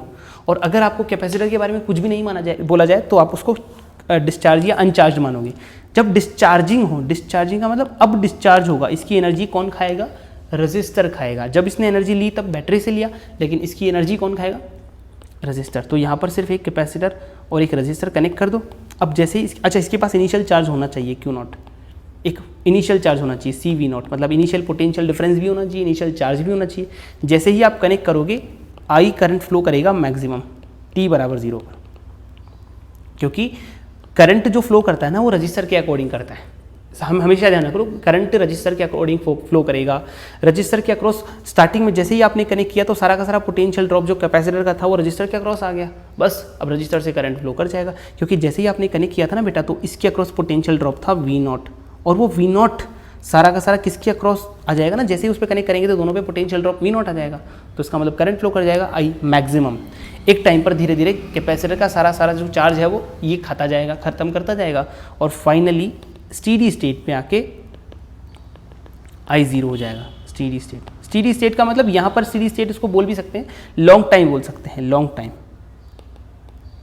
टाइम यहाँ पर बहुत छोटा होता है, बट हाँ ठीक है, लॉन्ग टाइम माइक्रो लेवल पे अगर अपन देखें तो बहुत बड़ा समय है, ठीक है, लेकिन वो बहुत छोटा है एक्चुअली, 1 मिली सेकेंड के आसपास आता है। बट उसको भी अगर अपन बहुत माइक्रो लेवल पे देखें तो वो काफ़ी लॉन्ग टाइम हो जाता है, काफ़ी सारे उसमें स्टेजेस आती हैं बीच बीच में। तो ऐसे आपको चार्जिंग और डिस्चार्जिंग समझना है, ठीक है। तो ये वाला सवाल क्लियर है, आगे बढ़ते हैं। नेक्स्ट क्वेश्चन आपको दिया हुआ है, a parallel plate capacitor has area each plate A separation D charge to potential V, disconnect कर दिया, मतलब आपने पहले उसको चार्ज किया फिर डिस्कनेक्ट कर दिया। कितना इसका कैपेसिटेंस है, A epsilon nought by D, simple. अब दिया हुआ है कि बैटरी से डिस्कनेक्ट कर दिया, तो इस पर कोई वैल्यू आ चुकी होगी पोटेंशियल की वजह से इतना, तो इस पर कितना चार्ज आ चुका होगा CV। ये एक छोटी छोटी इन्फॉर्मेशन आप लिख लिया करो, उससे क्या सवाल आपको आगे बढ़ने में मदद करेगा, ठीक है। That amount of work done in the filling the capacitor completely with the dielectric constant K is, ठीक है। तो आपको कितना काम करना पड़ेगा इसमें जो है डाइलेक्ट्रिक कांस्टेंट K भरने के लिए। तो सिंपल, अगर आप अभी इसको देखोगे तो इसके पास ये इसकी एनर्जी निकाल लो। जब भी वर्क डन की बात है ना तो उसको कनेक्ट किया करो एनर्जी से, हमेशा वर्क डन की बात आए तो कनेक्ट किया करो एनर्जी से। और work done by external agent कभी भी पूछा जाए ना तो हमेशा ध्यान रखना एनर्जी का डिफरेंस होता है, ये energy final minus energy initial, हर जगह ये ट्रू है, ठीक है। Energy final minus energy initial, मतलब UF माइनस UI, ये वर्क डन आपको करना पड़ेगा, ठीक है। अब यहाँ पर पॉजिटिव नेगेटिव का कोई दिक्कत नहीं है, तो आप हमेशा जो बड़ी है वही माइनस प्लस कर दोगे, कोई प्रॉब्लम नहीं है। बट हाँ, डिफरेंस लेना है। ये है work done by external force, ध्यान से देखते जाना, ये work done by external force है। आपको अगर पूछा जाए वर्क डन बाई बैटरी क्या होता है, तो ये एक अलग से नोट लगा के लिख लेना, कभी भी काम आ सकती है ये चीज़। ये होती है आपकी charge into delta V। Delta V मतलब पोटेंशियल डिफरेंस ऑफ बैटरी, और ये चार्ज फ्लोन मतलब बैटरी ने कितना चार्ज फ्लो करवाया, जितना चार्ज फ्लो करवाती है उसका आप डेल्टा V कर दो तो वही उसका वर्क डन होता है। ये भी आपको ध्यान रखना है, हालांकि इसका यहाँ यूज़ नहीं है, but work done by external force होता है final energy minus initial energy. किसके अंदर? यहाँ पर कैपेसिटर है तो कैपेसिटर, अगर कोई चार्ज वार्ज होता, अपन इलेक्ट्रोस्टैटिक्स में पढ़ा है तो वहाँ पे final energy minus initial energy हम करते थे, डाइपोल के लिए भी किया है, UF माइनस UI, तो यहाँ पर भी वही काम करना है। अब आपको क्या करना है, बैटरी को तो हटा दिया आपने, और इसके अंदर एक कैपेसिटर के अंदर डाइलेक्ट्रिक भरना है, K डाइलेक्ट्रिक कांस्टेंट वाला। जैसे ही आपने भरा, बैटरी डिस्कनेक्ट है तो क्या हो गया, Q कांस्टेंट। Q कांस्टेंट अगर हो गया तो आप क्या बोलोगे कि जो C है that becomes K times previous one, K गुना हो जाएगी, KC हो जाएगा, जो C है इक्विवेलेंट, जो कैपेसिटेंस है वो K टाइम हो जाएगी। तो अगर कैपेसिटेंस जो है वो K टाइम्स हो जाएगी तो अपन क्या लिख सकते हैं कि न्यू। अच्छा, आपको पता है Q बराबर CV होता है। अगर आपका Q कांस्टेंट है तो इसका मतलब C और V का मल्टीप्लिकेशन कांस्टेंट है, तो इसका मतलब अगर C इंक्रीज करेगा तो V डिक्रीज करेगा। एनर्जी के बारे में बात करें, एनर्जी तो फाइनल एनर्जी जो है, फाइनल एनर्जी वो क्या हो जाएगी, Q स्क्वायर बाई 2KC, ये हो जाएगी ना, क्योंकि हम इसको Q के टर्म्स में इसलिए लिखते हैं क्योंकि Q क्या है, हमारा कांस्टेंट है, इसलिए सिर्फ एक ही टर्म्स में चेंज आए, एक ही टर्म में चेंज आए, इसलिए हम इसको इस तरह से लिखते हैं। अगर हमें इनिशियल एनर्जी की बात की जाए ना तो हम क्या लिखेंगे, Q square by 2C, simple, कोई दिक्कत नहीं है इसमें, ऐसे लिख दो। ये एनर्जी फाइनल आ गई। अच्छा, इसका क्या मतलब है, Q कांस्टेंट है, C इंक्रीज कर रहा है, V डिक्रीज करेगा। इसका यहाँ पे सेंस नहीं है ज़्यादा यूज़ करने का, बट हाँ कभी भी छोटी छोटी चीज़ें पूछी जा सकती है कि बताओ यहाँ पे पोटेंशियल डिक्रीज करेगा या इंक्रीज करेगा, तो हमें वो सब चीज़ें भी पता होनी चाहिए, इसलिए मैंने ये लिख दिया। बाकी यहाँ पर आपका काम वर्क डन निकालना है, तो वर्क डन निकालने के लिए हमें एनर्जी का यूज़ करना पड़ेगा। तो energy final I Q square by 2KC, energy initial आपके पास में Q स्क्वायर बाई 2C है, सिंपल, और कुछ भी नहीं, क्योंकि Q कांस्टेंट है इसलिए ये फॉर्मूला यूज़ किया, ठीक। तो यहाँ से आपका work done by external force कितना आया, Q square by 2KC minus Q square by 2C, कितना आया ये, Q square by 2C common 1/K minus 1, ठीक है।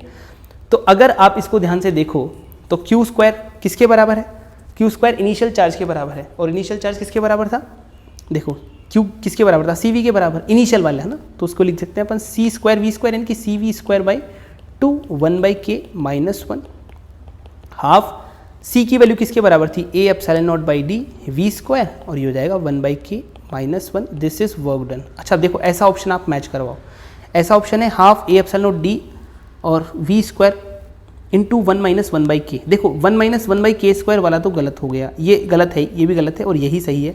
अब यहाँ पर कई बार दिक्कत होती है कि सर क्या चीज़ हम लोग लिखें, जैसे कई बार पॉजिटिव आ रहा है, नेगेटिव आ रहा है, तो आपको यहाँ पर पॉजिटिव नेगेटिव वाली चीज़ की दिक्कत लेने की ज़रूरत नहीं है। अगर ये नेगेटिव दे रहा है या 1 माइनस 1/K दे रहा है, इसका मतलब डेफिनेटली ये आपसे हो सकता है कि work done by conservative force पूछ ले, तो वो एक अलग बात है। यहाँ पर आपको एक ऑप्शन निकालना है तो वर्क डन का मैग्नीट्यूड निकालना है। अगर यहाँ पे प्लस और माइनस की दिक्कत होती तो हमें ऐसा सोचना पड़ता, पर फिर भी आपको work done by external force हमेशा क्या लिखना है, final energy minus initial energy, ठीक है, potential energy final minus potential energy initial. But यहाँ पर 1/K माइनस 1 आएगा, आप उसका मैग्नीट्यूड ले लोगे तो 1 माइनस 1/K, ये आपका पॉजिटिव में आंसर आ जाएगा, half A epsilon nought by D into V square, ठीक है, ये आ जाएगा आपका वर्क डन। तो आपका ऑप्शन कौन सा है, डी ऑप्शन, ठीक है। नेक्स्ट क्वेश्चन करते हैं, ठीक है, आपको इक्विवेलेंट कैपेसिटेंस निकालना है A और B के बीच में, ठीक है। एक लैडर दिया हुआ, लैडर प्रॉब्लम्स, तो ये बहुत कॉमन सी चीज़ें हैं, बार बार पूछी जाती है सब चीज़ें। तो आपको लैडर प्रॉब्लम कैसे सॉल्व करनी है, लैडर प्रॉब्लम करने के लिए हमें क्या करना होता है, हमें एक बहुत अच्छी चीज़ पकड़नी होती है। जैसे ध्यान से सुनना, अगर आप इसको देखोगे तो यहाँ से आपको दिख रहा है कि यहाँ से 1 माइक्रोफैरड है, फिर 2 माइक्रोफैरड है। यहाँ से अगर आप देखोगे इस जगह से, तो आप देखोगे कि इधर 1 माइक्रोफैरेड, इधर 2 माइक्रोफैरेड, फिर यहाँ से देखोगे इधर 1 माइक्रोफैरेड, इधर 2 माइक्रोफैरेड।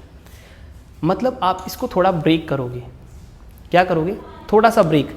तो ब्रेक करना इसलिए ज़रूरी है क्योंकि यहाँ पर हो गया A, यहाँ हो गया B, यहाँ पे आपने 1 माइक्रोफैरेड किया।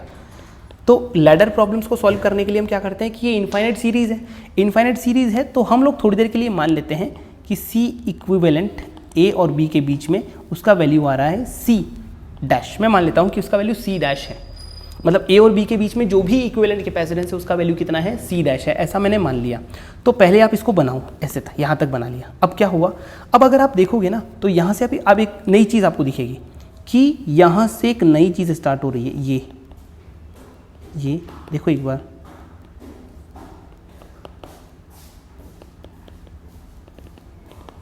और अगर आप यहाँ से ध्यान से देखो ना तो ये वैल्यू कितनी है 2, ये 1, ये 2, ये 2, सॉरी ये 1, ये 2, ये 1 और ये से 2। अगर आप इसको ध्यान से देखो तो ये वैल्यू भी, अगर इसको छुपा के आप देखोगे ना तो ये वैल्यू भी एग्जैक्टली आपको किसके बराबर दिखेगी, ये वैल्यू भी एग्जैक्टली आपको दिखेगी कि यहाँ पे अगर A और B होता, यहाँ A और B होता, जैसे मान लो यहाँ A और B होता, तो ये पॉइंट की यहाँ से जो कैपेसिटेंस निकलती ना, तो ये कैपेसिटेंस भी उतनी ही आती जितनी कैपेसिटेंस आपके A और B के बीच में है। क्योंकि देखो वहाँ पर भी ऐसा था ना, पहले 1 फिर 2 फिर 1 फिर 2, ऐसा ही कॉम्बिनेशन बन रहा है लगातार और इनफाइनाइट तक बन रहा है। तो इसका मतलब फाइनल पॉइंट किसी को ध्यान नहीं है, इसलिए इसमें आप यहाँ पे थोड़ा सा इसमें एडवांटेज ले सकते हो। इस चीज़ का एडवांटेज अगर आप लोगे तो A और B, हालांकि इसको A और B मानेंगे नहीं, बट हाँ वैसा भी माना जा सकता है क्योंकि उससे भी आपका आंसर वही आएगा। तो इसमें आप क्या करोगे कि मैंने मान लिया कि ये पॉइंट आपका P और Q है, तो P और Q के अक्रॉस भी आप देखोगे तो सेम इक्विवेलेंट कैपेसिटेंस आनी चाहिए, क्योंकि एकदम सेम आगे आपका जनरेट होता जा रहा है। इसका मतलब ये हुआ कि आप इसको पूरे को एक साथ मान लो, यानी कि A और B ये 2, और इसको आपने एक साथ मान लिया पूरा का पूरा, P और Q के बीच में एक इक्विवेलेंट कैपेसिटेंस मान ली। तो उसको क्या लिखेंगे हम, ये मैंने मान लिया, ये पूरे की पूरी कैपेसिटेंस को एक साथ मिला के लिख दिया सिर्फ और सिर्फ एक वैल्यू, जो कि हो गया हमारा C डैश के बराबर। ये कितना था 2 माइक्रोफैरेड, ये कितना था 1 माइक्रोफैरेड।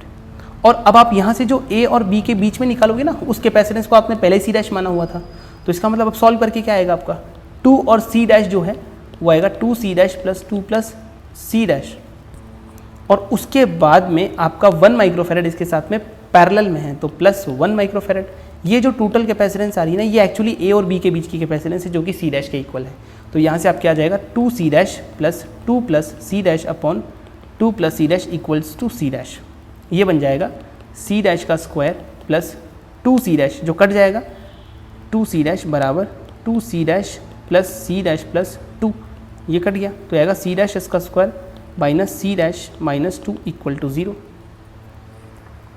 तो यहाँ से C डैश का वैल्यू आ गया 2 माइक्रोफैरेड। ये सॉल्व कर लेंगे हम, तो हिट एंड ट्रायल से हमें समझ में आ गया कि इसका वैल्यू 2 आ रहा है, तो यही हमारा आंसर हो जाएगा। मतलब फाइनल जो आपका आंसर है वो आ रहा है 2 माइक्रोफैरेड।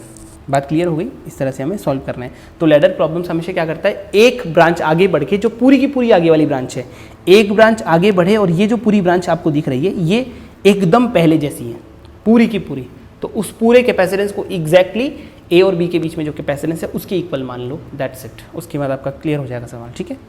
नेक्स्ट चीज़ जो आपकी दी हुई है वो है अ पैरेलल प्लेट कैपेसिटर जो है having charge Q on it and plate area is A has a separation D between the plates if one of the plate is pulled to make the final separation 2D then work done in the process.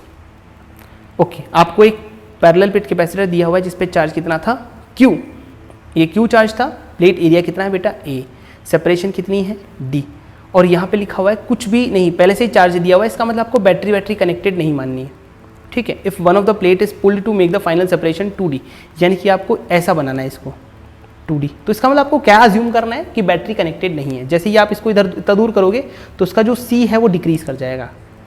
आपको work done निकालना है, तो work done निकालने का मतलब क्या होता है, वर्क डन का मतलब होता है चेंज इन एनर्जी निकाल लो, बस हो गया आपका काम। Change in energy, change in energy निकालोगे तो कैसे आएगी change in energy, initial energy निकालोगे, देखो Q कांस्टेंट है, Q कहीं भी नहीं जाएगा क्योंकि किसी से कनेक्टेड नहीं है, तो Q के टर्म्स में लिखो, दैट इज बेटर।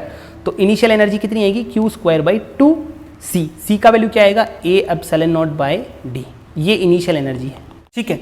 तो यहाँ पे हम क्या कर सकते हैं, हमें निकालना है वर्क डन, तो होता है change in energy. Change in energy, initial energy हम लोग लिख चुके हैं। फाइनल एनर्जी क्या होगी बेटा, फाइनल एनर्जी हो जाएगी क्यू स्क्वायर, देखो चार्ज यहाँ पे कांस्टेंट है, अपॉन 2 और सी का मतलब न्यू वाली सी, जो नई कैपेसिटेंस आई, क्योंकि आपने उसको थोड़ा सा उसके बीच में जो डिस्टेंस है वो बढ़ा दी है, तो जो सी न्यू होगी आपकी वो हो जाएगी ए epsilon not upon distance, that is 2d।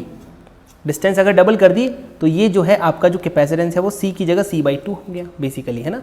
तो ये आपको समझना है। अब यहाँ पे आप सी न्यू की जगह क्या लिख दो, ऐसे लिख दो Q square by 2 in this is A epsilon nought by 2d, बस हो गया काम। डिस्टेंस की जगह 2d कर दिया आपने, 2 से 2 कट गया, यहाँ से आपका ये आ रहा है Q square D upon A epsilon not, यही आ रहा है। तो फाइनली आपका जो W होगा, W बराबर क्या होता है बेटा, चेंज इन एनर्जी, बस चेंज इन एनर्जी कर दो, आपका काम हो गया। चेंज इन एनर्जी करोगे तो क्या आएगा, देखो फाइनल एनर्जी आपके पास में ये है, इनिशियल एनर्जी आपके पास में ये थी, तो Q square D upon A epsilon naught minus Q square D upon 2a epsilon naught, तो Q square D upon A epsilon naught यहाँ पे लिखेंगे तो 1 minus half, that is Q square D upon 2a epsilon naught, ये आपका आ जाएगा final answer work, ठीक है। This is work done, Q square D upon 2 epsilon naught. तो ये कौन सा वाला ऑप्शन है अपना, ये ऑप्शन है हमारा सी ऑप्शन, ठीक है। इस तरह से हमें कैलकुलेट करना है। उसके बाद हमारा नेक्स्ट क्वेश्चन है। नेक्स्ट क्वेश्चन क्या बोल रहा है बेटा आपको, यहाँ बोल रहा है आपके पास में एक 4 आइडेंटिकल मेटल प्लेट्स हैं, ठीक है, 4 मेटल प्लेट्स हैं ऐसे ही। तो आपने ये वाले सवाल बहुत सारे किए होंगे, बहुत सारे कैसे कैसे किए होंगे, जब आपको इस तरह से जोड़ दिया जाता है या फिर इस तरह से चीज़ें अपन जोड़ दें, तो उस तरह के सवाल हम कैसे अटेम्प्ट कर सकते हैं। देखो इसको ऐसे नहीं किया, इसको ऐसे किया है, बीच में कनेक्ट, और यहाँ पे ये इस तरह से आपने कनेक्ट किया है। तो आपको बोला जा रहा है कि ये 1, 2, 3 और 4 4 प्लेट है। तो फाइनली आपको निकालना है कि find the capacitance of the system between 1 and 2 points, मतलब अच्छा पॉइंट्स इस तरह से कनेक्ट कर दो जिस तरह से दिए हुए हैं, ठीक है। दिस इज 1 and 2, ये आपने 1 बोल दिया, ये 2 बोल दिया। इस पॉइंट को मान लो आप थोड़ी देर के लिए ए, या फिर दिया ये तो सी मान लो, और इस पॉइंट को थोड़ी देर के लिए डी मान लो, ये हो गया ए और ये बी। आपको निकालना है 1 और 2 के बीच में कैपेसिटेंस कितनी होगी, ठीक है। तो 1 और 2 के बीच में कैपेसिटेंस निकालनी, तो जब भी किसी भी 2 पॉइंट के बीच में कैपेसिटेंस निकालनी है ना, उन दोनों को तो आपको मार्क करना ही करना है, और उनके साइड में ऐसे एक वायर निकाल दो। ये क्या है, हमेशा आपको थोड़ा सा ध्यान रखना है कि 1 और 2 के बीच में निकालनी है, जिस भी पॉइंट के बीच में कैपेसिटेंस या इक्विवेलेंट रेजिस्टेंस निकालना है, उन दोनों पॉइंट्स के अलावा उसके वहाँ से एक टर्मिनल निकाल दो, उसके अलावा बीच में जो भी बनाना है बना दो, उससे थोड़ा फील आता है। तो यहाँ 1 और 2 के बीच में हम बात करेंगे। अब ध्यान से सुनो, अगर मान लो कि इस पॉइंट पोटेंशियल को मैंने 0 बोल दिया, तो यहाँ पोटेंशियल कितना हो जाएगा, डेफिनेटली V हो जाएगा। कितना हो जाएगा यहाँ पे V, क्योंकि 0 से V है ना, V का इंक्रीमेंट हो गया V। अच्छा यहाँ पर पोटेंशियल मुझे नहीं पता, तो मैं थोड़ी देर के लिए यहाँ क्या मान लेता हूँ, पोटेंशियल मान लो मैंने x मान लिया इस जगह पे, यहाँ पे इस C पॉइंट पर। तो ऑब्वियस ही बात है कि यहाँ से कनेक्टेड है ये वायर से, तो यहाँ पर भी पोटेंशियल कितना रहेगा x। तो आप यहाँ पे जब पॉइंट मार्क करोगे तो C और D पॉइंट जो होंगे वो आपके सेम होंगे, जिनको हम कैसे बना सकते हैं, उनको हम बना सकते हैं कि ये C हो गया, ठीक है, या फिर C नहीं बनाओगे तो आप क्या बना सकते हो, इसको X बना सकते हो। क्या बना सकते हो, X। चलो एक काम कर दो, C बना दो, तो ये हो गया C, ये बना दो A, ये बना दो आप B, और ये बना दिया आपने D। C और D तो सेम पॉइंट है, तो C और D को आप एक ही पॉइंट की जगह बना दो, C और D को एक ही पॉइंट की जगह बना दो, ऐसे करके कोई दिक्कत नहीं। C और D तो एक ही पॉइंट है ना, C और D के पोटेंशियल सेम है, तो जिनका भी पोटेंशियल सेम होता है उनको पॉइंट को एक ही जगह बनाया जा सकता है। अब देखो A और C के बीच में ये कैपेसिटर है, A और C के बीच में, जिसके बीच में सेपरेशन कितनी है T की, तो उसको एक कैपेसिटर की तरह अज्यूम कर लेंगे। तो A और C के बीच में एक कैपेसिटेंस आपने बना दिया, उसका कैपेसिटेंस कितना होगा, C बराबर A epsilon nought by D। फिर उसके बाद A और B के बीच में भी एक कैपेसिटेंस है, A और B के बीच में, तो ये बना दिया आपने, ये हो गया किसके बराबर बेटा, C के बराबर। ऑब्वियस ही बात, ये भी C के बराबर हुआ ना, यहाँ पर भी किसके बराबर हुआ, ये C के बराबर। ये C जो है ये तो पॉइंट है, इसको तो अलग रखो, ये C के बराबर हो गया। फिर उसके बाद D और B के बीच में ये वाला हुआ, ये भी किसके बराबर हुआ, C के बराबर, क्योंकि तीनों कैपेसिटेंस इक्वल होंगे, ये भी इक्वल होगा, ये भी इक्वल होगा। और फाइनली A और B के बीच में से ऐसे वायर निकाल दो, तो आपका क्या काम होगा, A C और C आपका किस में है, सीरीज में, सीरीज में होते हैं, तो आप क्या करते हो, उनको ऐसे ऐड कर दो, ये बन जाएंगे C/2, C और C का, और ये नीचे से C दिख रहा है। अभी आपका क्या बन गया, ऊपर C/2 और नीचे से बन गया आपका सी, दोनों को जब आप सॉल्व करोगे तो आएगा 3c/2। This is C equivalent between A and B, और सी का वैल्यू आपको पता है क्या था, A epsilon nought by T, तो इसका मतलब C equivalent between A and B will be equal to 3/2 times A epsilon nought by D. ऐसे आप सॉल्व कर सकते हो, कोई दिक्कत नहीं। ठीक है बेटा, सो नेक्स्ट क्वेश्चन है हमारे सामने, ये वाला सवाल बहुत अच्छा सवाल है। An insulator plate is pass between the plates of a capacitor, then current. Current के बारे में हमें बताना है। आपके सामने एक बैटरी से कनेक्ट होता हुआ कैपेसिटर लगा हुआ है, और उस कैपेसिटर के लिए आपको बताना है कि करंट कैसे फ्लो करेगा। अब देखो यहाँ पर एक इंसुलेटर टर्म लिखा हुआ है, तो इंसुलेटर क्या होता है बेसिकली, इंसुलेटर का मतलब होता है नॉन कंडक्टर। क्या होता है, नॉन कंडक्टर।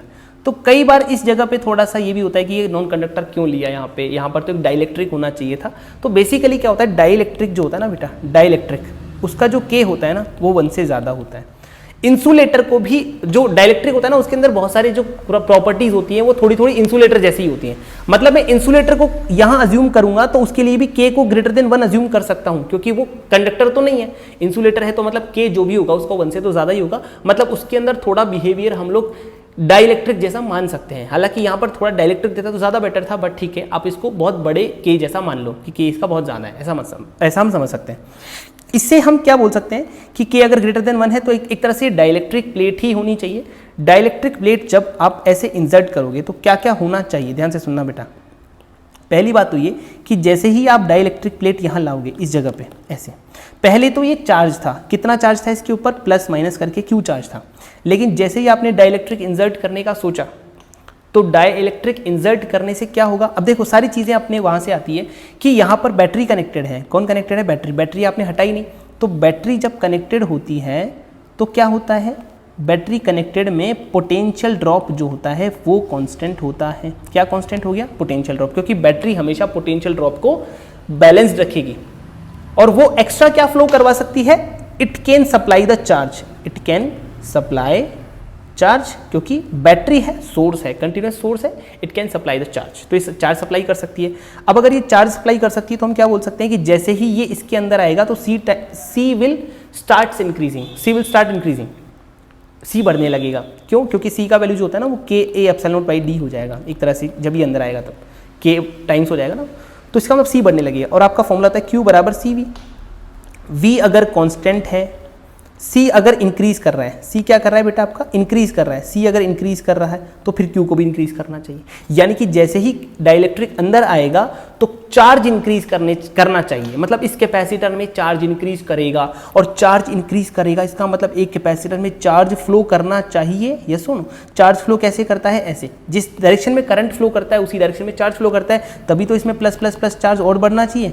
और प्लस प्लस चार्ज कब बढ़ेगा, जब करंट ऐसे फ्लो करेगा, यानी कि इलेक्ट्रॉन ऐसे ऐसे फ्लो करेंगे, ऐसे इलेक्ट्रॉन फ्लो करने चाहिए और ऐसे करंट फ्लो करना चाहिए। जब ऐसे करंट फ्लो करेगा इसका मतलब, देखो यहाँ पे आपको क्या दिया हुआ है, ए तो ये दिया हुआ है, ए पॉइंट तो ये है, बी पॉइंट ये है, तो यानी कि आपका जो करंट है वो ऐसे फ्लो कर रहा है। करंट अगर ऐसे फ्लो कर रहा है ना, ऐसे, इसको हटा दो वापस से, करंट कैसे फ्लो कर रहा है, ऐसे, और ऐसे फ्लो करेगा, मतलब आप क्या बोल सकते हो यहाँ पे कि current first flows from B to A, जिस डायरेक्शन में चार्ज फ्लो करता है उसी डायरेक्शन में करंट फ्लो करता है, तो करंट ऐसे फ्लो करेगा, तो current first flows from B to A. देखो ये वाला ऑप्शन सही हो सकता है, ये वाला तो गलत हो गया कि ए से बी फ्लो करेगा, ये भी गलत है।